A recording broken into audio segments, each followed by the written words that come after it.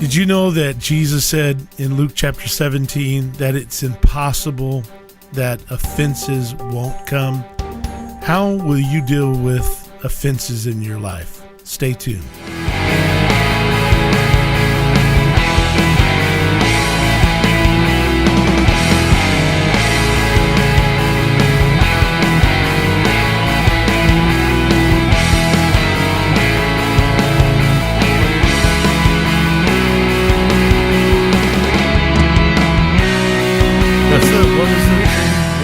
Offenses.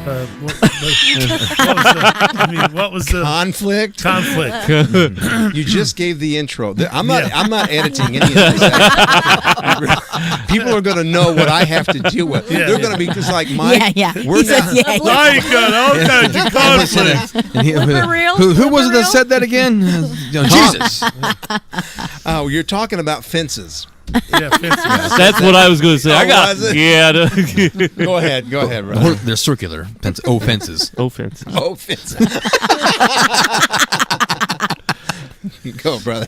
Boy, I wish you guys could be able to sit around and talk with these guys. No, you do We're trying to talk about offenses, and they're talking about offenses. My neighbor's got one of those. For your sheep. But it's crazy to get these these guys serious. I'm confused, but anyway, I'm being very offended while I'm sitting here. See if we can work it out. We'll deal with it, Johnny. How do we deal with that? How do we deal with conflicts? How do we deal with things? And listen, if you've been in church for any amount of time, you understand we got a lot of conflicts because we're making up all kinds of people involving interaction with each other, and there's going to be conflicts. Jesus talked about how to deal with it, and that's what we're going to talk about today. And Mike, it's a great topic that you picked for this show.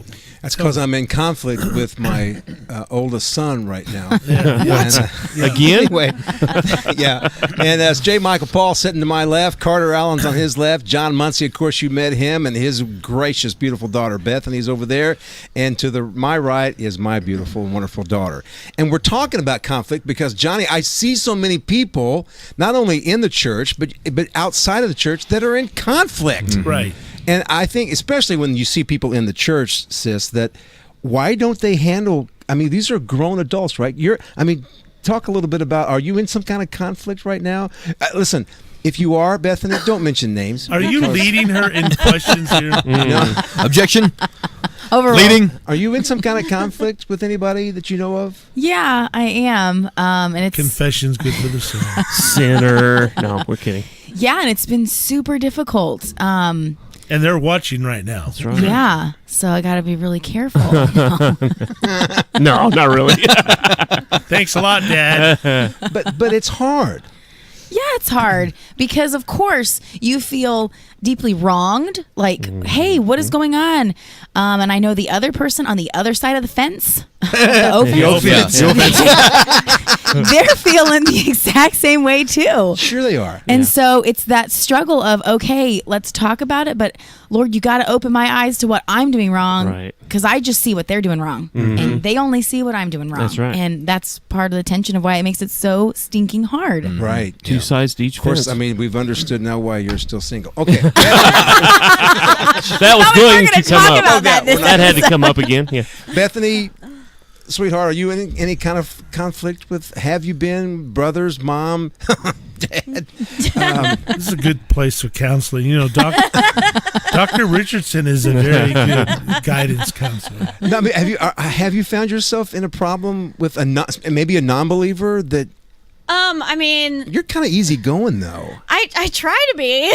No, but, I mean, I find little conflicts, daily conflicts with family, Her sister. My sister. Yeah. sister. I can see that.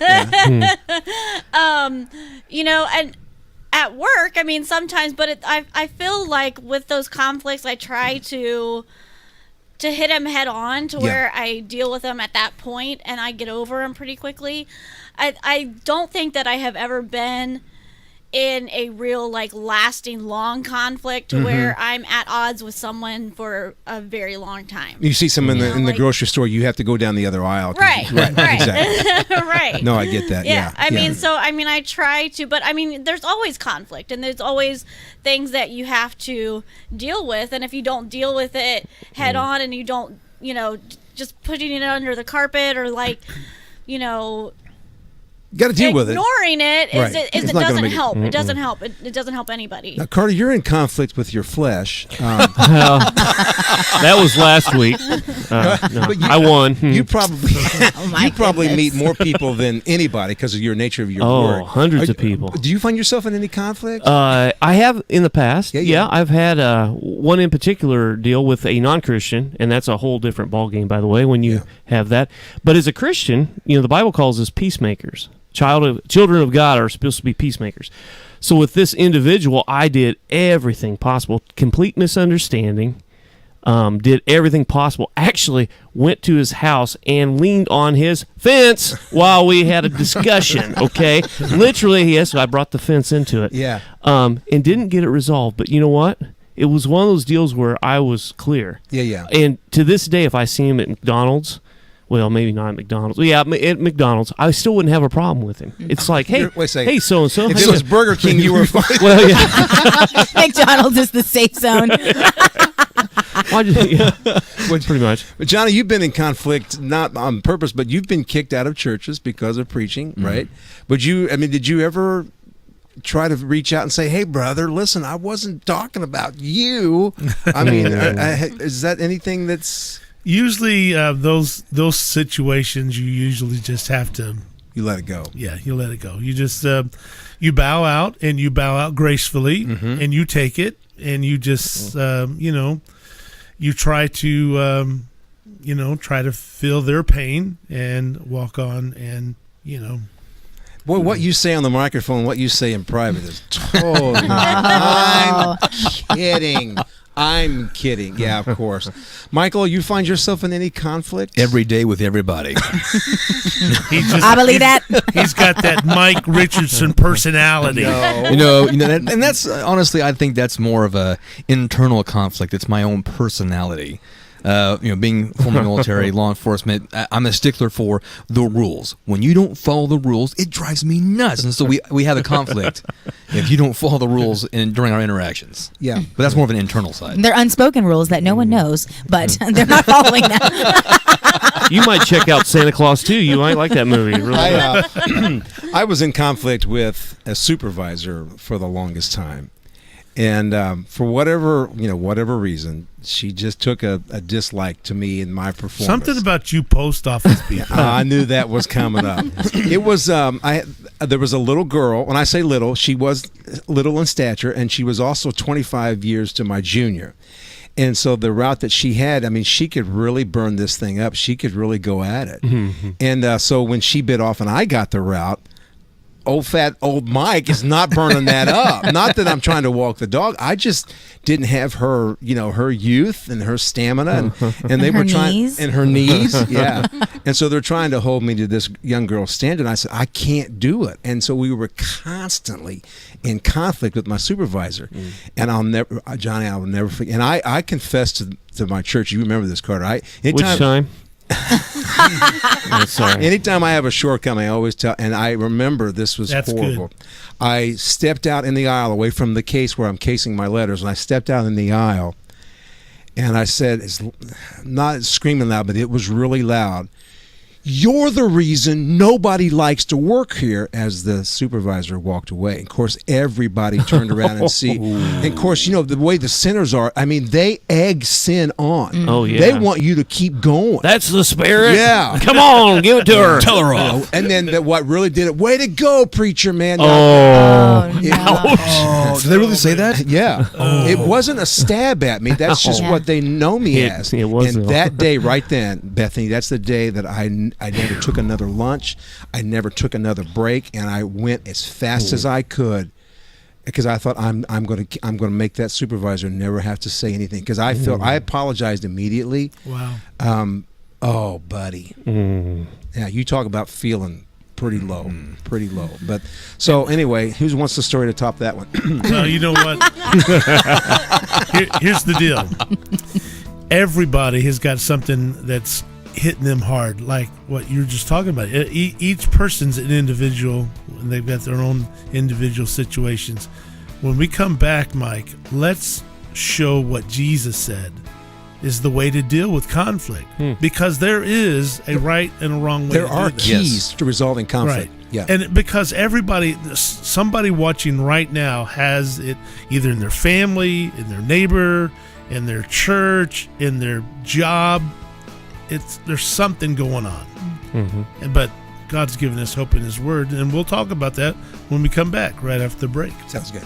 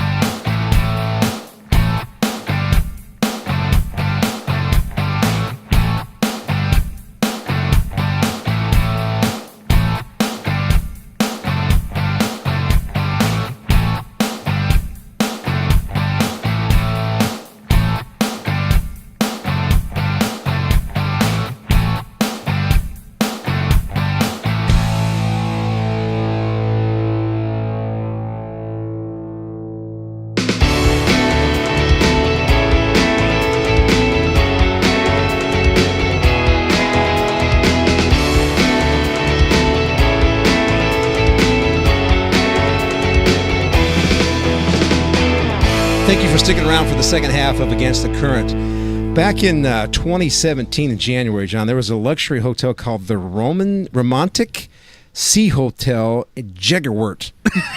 What? Right. Easy for you to say. Yeah, Right. It's in the Austrian Alps. Anyway, Sure. they got hacked. They had those. You've been in hotels. Most people hotels now they don't have like metal keys. They've got the cards, Yeah. electronic. Someone had hacked into their system. And so then all their keys, the card keys, none of them worked. And they got the Great. thing, maybe, was it called ransomware? Ransomware. Okay. They wanted $1,600 to release the code so that their key system would then work. They had no choice. This was a luxury hotel. This ain't some Roach Motel 6. This is a luxury hotel. And so nobody could get in their rooms. Right. Okay. So they had to pay the $1,600. $1,600. That's got off pretty cheap. They really did. That's what I Yeah. thought too. So they did it, released it, and they went back to the metal keys and spent $32,000 changing the locks back to them. Okay. The point of that is keys are important. And like the last thing we said, there are keys to resolving conflict. good. And Jesus painted it. It's in Matthew 18, Johnny. Walk through some of those keys. What if you're in conflict with somebody? The Lord didn't say, "Well, if you'll just ignore them, the problem will go away," or if you'll think I bad wish he thoughts. had. Yeah. It made it easier. For certain situations. But read some of that, because there are keys that should be able to resolve conflict between believers. Now, is this in the New Testament? Oh, Every time. Yes, it last is, we right. checked. And I've got the NIV, the ASMB, the Message, and the Living Bible. If you'd like to read from one of those. No, I go to God's Word. Oh my. Burn. Okay. Okay, so moreover, if thy brother shall trespass against thee. Okay, so that somebody's done something against you. right. Okay. It says, go and tell him his fault between thee and him alone. If he shall hear thee, thou hast gained thy brother. So the ideal is, if you offend me, I need to go to you. That's the first key right there. Yeah. Go to them. Don't Yeah. talk about it on Yeah, Facebook. I'm not going to go to him. Right. I'm You gonna go can, to you. John. I mean, if you really want to. Especially when it comes to Mike. Right. I mean, somebody needs to. I know. That's right. But if he will not hear thee, Did you say something? Thee, too. Thee. Got to get the thee in there. then take with thee one or two more, that in the mouth of two or three witnesses every word may be established. So then, in other words, if I'm going to come to you and I can't straighten it just you and me, I'm going to take Carter with me and say, Carter, listen. We're going to get to the bottom of this deal. You know how he is. Let's talk. Michael, come on, you go with me and let's talk to your dad here. So But that's step 2. Yeah, That's key number 2. Okay. Okay, so then if that doesn't work, it says, and it says, if he will not hear thee, then take with thee 1 or 2 more, that in the mouth of 2 or 3 witnesses every word be established.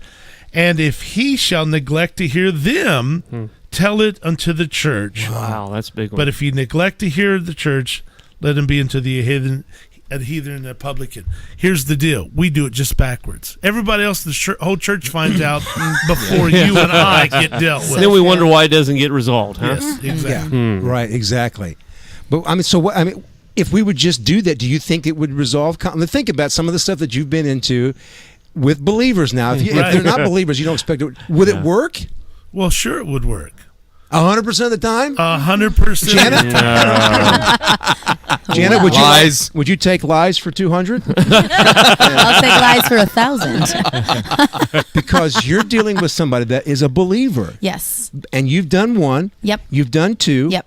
There's 3 no way to strikes, you're out. There's no way to take them for the you don't go to the same church. Right. So there's no way to do that portion. But it's not working. No, it's Wow. not. So what do you do, Mr. John? It says you treat him as a heathen or a publican, which basically it says Republican, not. Yeah. Oh. Ouch. Well, but all right. So Michael, you said something about what if you're in conflict, you don't know it. Yeah, I mean, that's happened to me before. There's a conflict with me and somebody else, but I'm not aware of it. They have the conflict. I don't.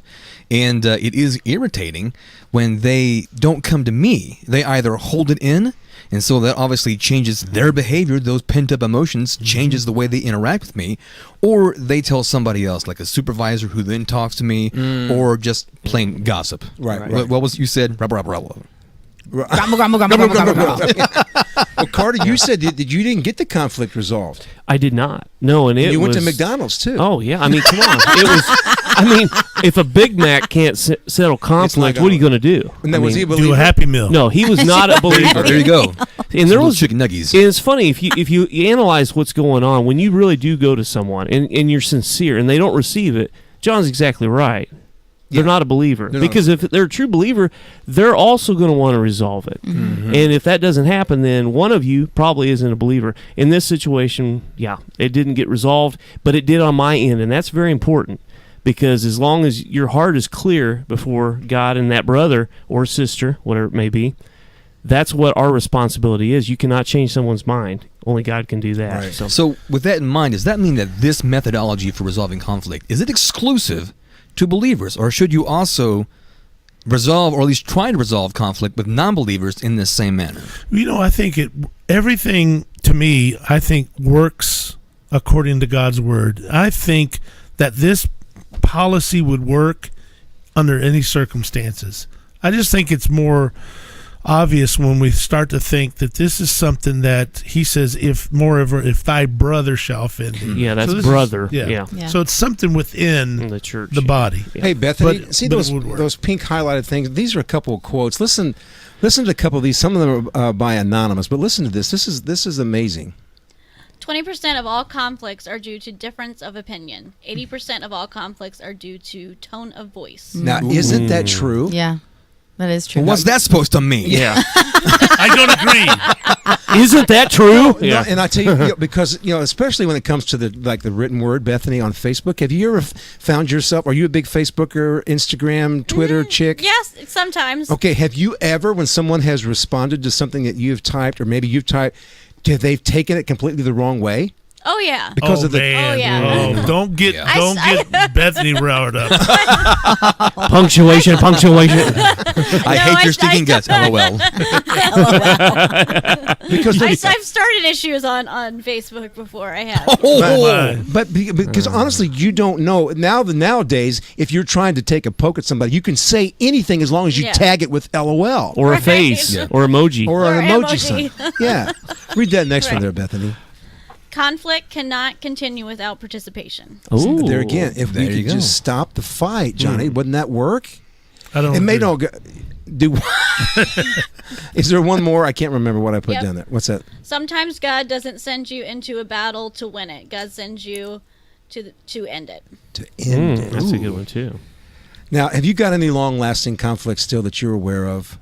Just between a guy named Mike Richardson. That's the only one. That's all. The jerk. I know him, and I can relate. He's a heathen. He's a heathen and a Republican. Ouch. I probably carry a gun too. He's one of them, folks. I'll tell you. No, Mike. I can honestly say my heart is clear on Yeah. things, but it's only because I had to come to the realization I'm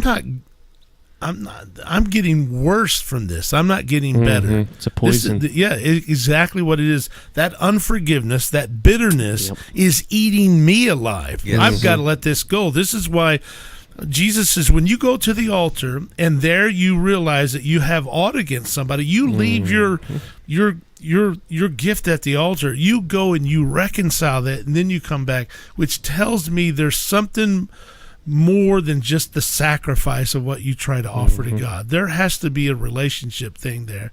And it might be a parent, it might be a sibling, it might be, and I'm talking within the marriage thing, a husband, a wife, a family member, and it can go as spread as to people that has done something to you that's already dead.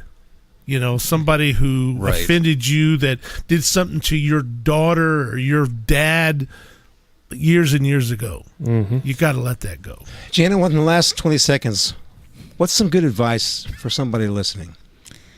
I think if you're in a conflict, I think a great way to start is by praying. Obviously, before you go to that person, don't just, man, if you're real anxious to go talk to that person, you might want to hit pause and pray. And I think a great way to start that first key in Matthew 18 is to own what you can own from your actions. Own your part. I think that's a great way to start humbly and say, hey, listen, I know that I did this and it's wrong and I'm sorry. Will you please forgive me? Own what you can for your contribution Right. to the conflict. I think that really is laying a good foundation for you to be humble like that and say, but I have this issue, and then to talk it out. Because if you come in all accusatory, confrontational, it's not setting a good stage. So I think going into it prayerfully, and I think also if you have to go to key 2 and key 3 to realize that this isn't happening day 1, day 2, day 3. Sometimes this is drawn out because you do have to pray about it. Like you're praying for God, show me what's going on in my own heart and help me to see that person. Help me to extend grace and love to that other person. That's good. You know, it's interesting, too, for those that don't know, Jana works in a ministry that is counseling, and how much problems are because of this issue. The unresolved conflicts in people's heart, and it's caused them all kinds of emotional and psychological issues. And this is why so many people have to go through long-term counseling, because when they start digging in and they dissect, they find unforgiveness. They find a bitterness and a root. Remember one time when in the New Testament book of Acts, when they're dealing, I think it was Peter looked at a guy and says, Simon the sorcerer, he said, you're in the gall of bitterness, the bond of iniquity. And those two go together. That what happens sometimes, you get yourself in bondage to sin because of this root that takes place in your heart. And it's only because Jesus said every one of us are going to run into conflict. Every one of us. We got to deal with it. Well, we're out of time for this particular episode of the John Muncie Show. No. I'd get you back. Hey, thanks for tuning in. We'll see you next time.